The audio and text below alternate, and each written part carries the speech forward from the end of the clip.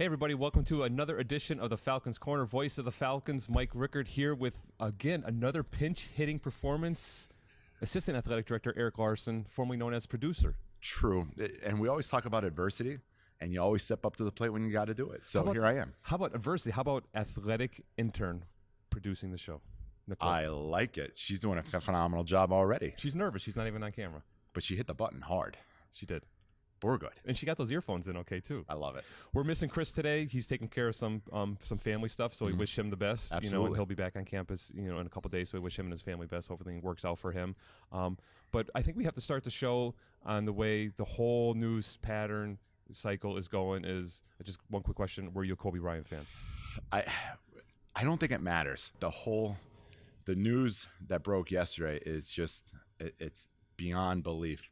And the fact that, you with children, myself with children, it just is another reminder that life can sometimes be short and anything could happen at any time. Yep. So it was a good reminder. You know what? Just take a moment to reflect and to show love to your family and your parents and your kids and to support them in any way, shape, or form. It's a tragedy. It really is. And I was listening to ESPN radio all morning, and it was said over and over and over again. It wasn't a tragedy for one. It was a tragedy for nine. Right. Because there was a father, a daughter, there was mother involved. And we don't even know all the names of everybody on that helicopter. But just tragic news and really hit home. Yeah. It really did. And especially, like I said, talking about being parents, our main job of being parents is to comfort and care for our kids. So being in that situation with the child and just knowing what was going on is something I never want to experience. So, God bless everyone involved, but it was tough. My youngest son is a huge Kobe Bryant fan, has all his jerseys. I think the only shoes he's ever worn are Kobe Bryant shoes, especially on the basketball floor. We've been out to LA to watch Kobe play, take him on some trips and stuff too. So he was a huge Kobe guy. So he was a little shaken up, yesterday, but I was just going to ask you, so somebody at his age, like how was his reaction? At first he didn't believe it. And then he just kind of would walk by and go, Right. So I think it really just hasn't sunk in because it's someone that he always watched and he would always say, do the fall fade away, Kobe, and has his fat heads in his room and his posters, so he was down in the dumps a little bit, but I try to make everything that I do as a parent, and I'm sure you do too, is make it a teachable moment and just, let them know how important it is to love your loved ones and, take every day as if it's your last and don't take anything for granted. And, exactly. And I feel go out and just win the day every day. Right. And I feel like as parents, I just think that it hit us more than maybe like your son. Right. It just didn't. It's hard to fathom. As a parent, my biggest fear, and I don't even like to talk about it, is having something happen to one of your kids. And Jay Williams, I thought was awesome. On SportsCenter yesterday. Yes, he was. Talked about that. And me and my oldest son always don't have. We have a very good relationship, but I think when it comes to athletics, we kind of. Like this a little bit. We butt heads, as you probably do with your kids.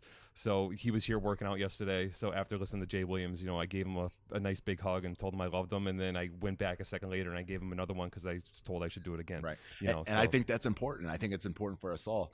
And like you said, it's just a reminder that we really should live our lives with purpose and meaning, and to remember our loved ones every single day. Yeah. Yeah, so his legacy obviously will live on. And, and I brought that up too is because I talked to Bree McAuliffe on the women's basketball team, and she said that that whole women's basketball team was really shooken up and they were upset yesterday, and I guess there was a lot of tears flowing. So it affected a lot of people here on campus. We had a lot of the intramural event yesterday, so a lot of our guys were in the gym doing different things, and that was basically the talk of campus yesterday was was that passing and that accident. So but we'll keep them family in our thoughts and prayers, Absolutely. Of course, like everyone else is, and then we'll learn from his greatness and what he strived to be and how great of a father he was. I think that's important. Yep. All right, on to some Lackawanna business. Lackawanna business. We're going to start off with esports. Right now they're not into their full schedule. They're doing tournaments. Last week on Saturday, Lackawanna College Esports Overwatch team. Yep. They were scheduled with Louisiana Tech on Saturday at noon. They showed up, sitting at their machines, had them all booted up, ready to play, and were contacted that Louisiana Tech is forfeiting the match. All right. Never want to win a game that way. You always want to. A win's a win. A win's a win. You always want to play it on the field or on the court or on the screen, however it is. So they move on to the third round of this tournament. They're going to face the College of St. Rose for an opportunity to advance to the Final Four, which is a big deal. Right. that time and place right now is to be announced. Okay. So we'll see how that goes down the road when we get that information for Coach Delaney. And we'll update everyone on Facebook, Instagram, Twitter, whatever we got. We'll keep them posted. Good. We talked about how important it was for our women's basketball team to get back home. 3 monster home games last week. Great crowds at the Student Union. And 3 huge wins. 2 of them, redeeming redemption wins. It was revenge week for us. Yeah, which was great. Yep. Dominant performance, beat Harkin by 20.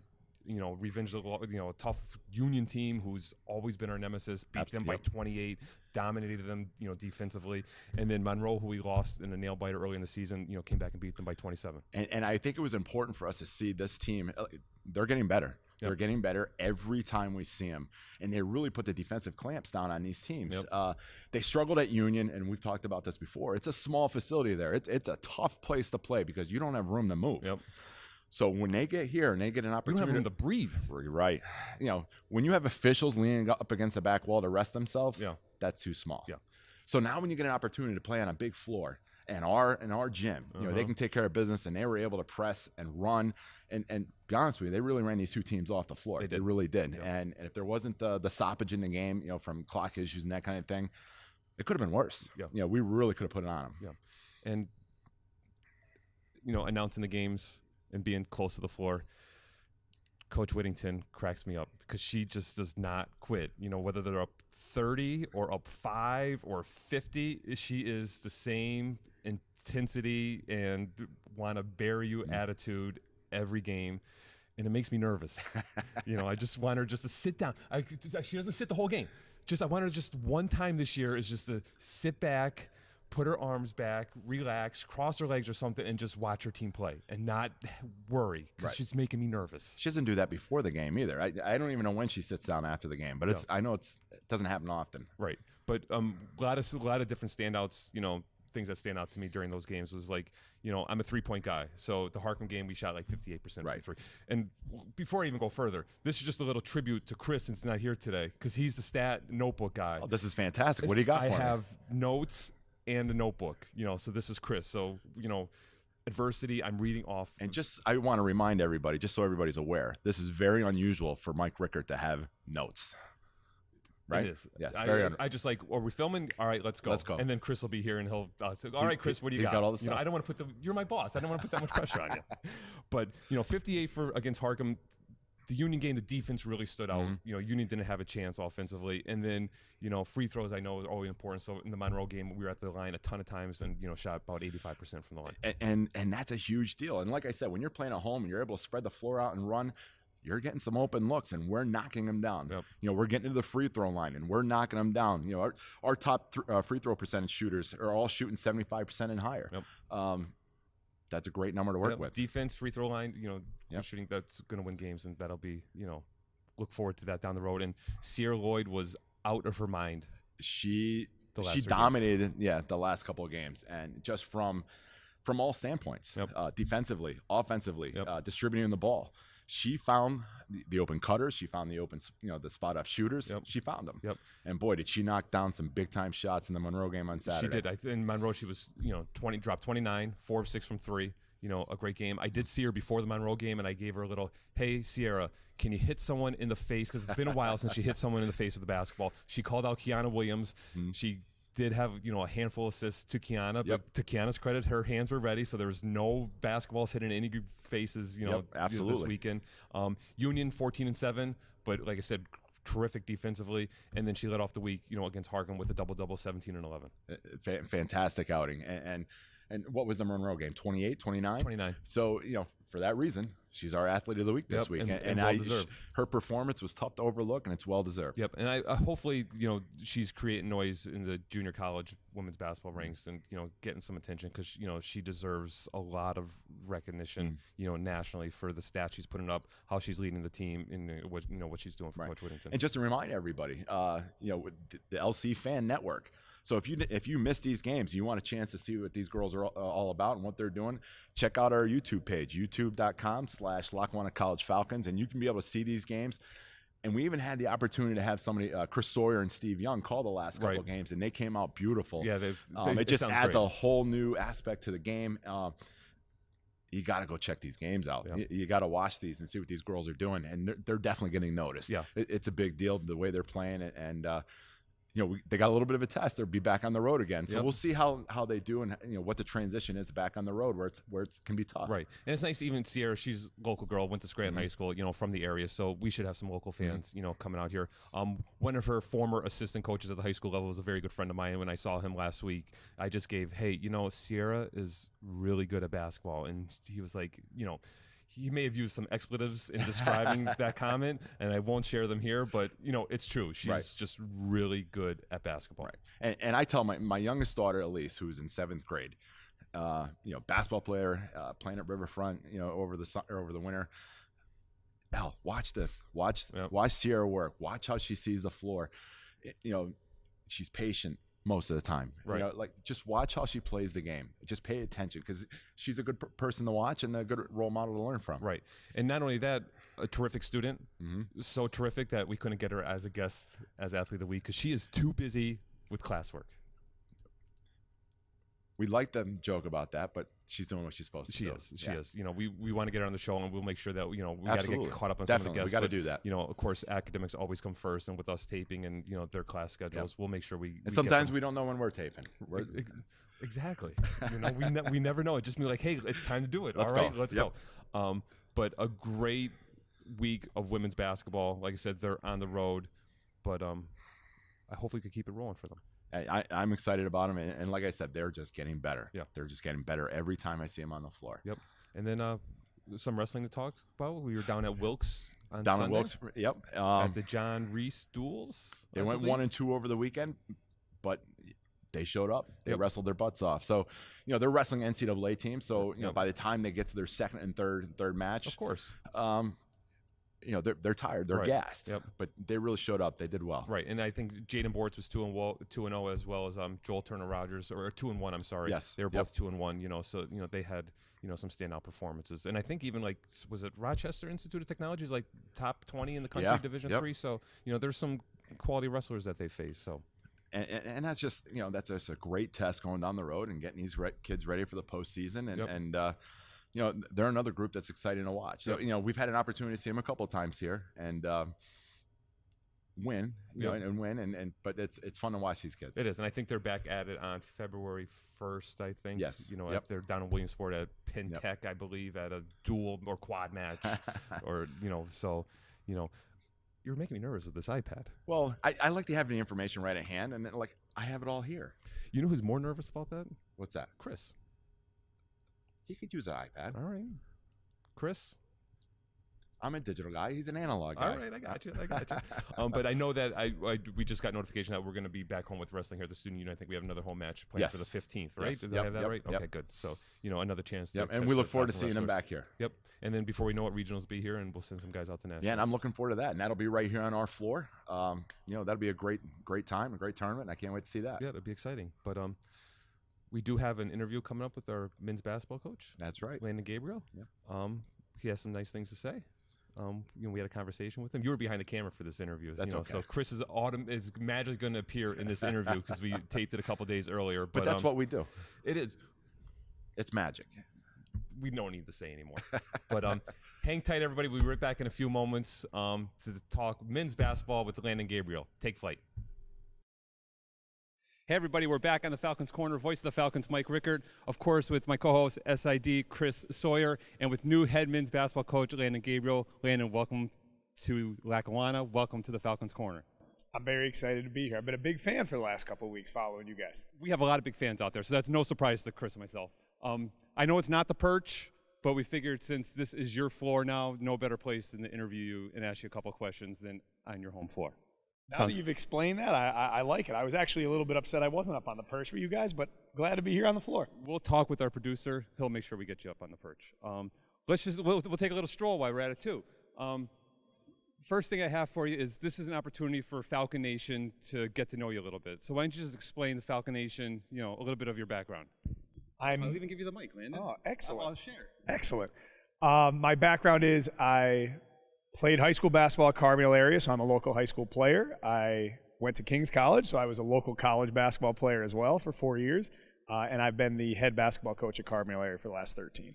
All right, And then one more question, then I'll toss it over to Chris. Is what has probably been your biggest achievement outside of basketball? Man, my biggest achievement outside of basketball. I think one that surprises people is when they find out that I played in a band, actually. Right after I graduated college, I played in a band. We released 10 singles, 10 songs for an album, and maybe someday I'll let you have a listen to some of those songs. You know what? I like that idea because I always said we should have like a little pep band here for like our basketball games. How awesome that would be. So you got to get the band back together, even though you'll be too busy on the sideline coaching. But if you get them to do a little bit, instead of during timeouts and stuff, that would be sweet. All right, I know Chris got some stuff for you too. He's probably got more. No, but actually, I was asked that question in my interview by Eric and Joya. I was in a band, and we released 4 albums. So I think we got something going here. We're gonna have to talk. All right, and listen, I just want to interrupt because I don't know if you could hear me. I was a self-proclaimed singer, and I did a lot of cover songs, Air Supply. And the voice. It only makes sense. I actually sang Air Supply at my wife's wedding. Oh, wow. I think on the perch one day, we're going to have to do something. Okay. Plus Joe Paparelli, because he loves to sing too, so we're set. We got it. Being local, you talked about local. A lot of the coaches here are local. How do you think that experience or just being around the area brings to taking over this program and rebuilding it? I'm really excited. As a local coach, I've said before that I feel like our area, the local players don't exactly get the recognition that they deserve at the scholarship level of college basketball. So I'm really looking forward to giving kids that opportunity and use my connections as a high school coach to be able to build that here. Coach, we got the press release out. I know it's probably been a whirlwind of a week for you. The press starts calling you, a lot of articles in the paper. But talk about what it's been like, and you're still coaching in high school. But talk about how it's been this week. This week, it's been just crazy. The press release comes out, a lot of congratulations from local coaches, friends and family, things like that. That has meant a lot to me. But it's just the craziness of being in season.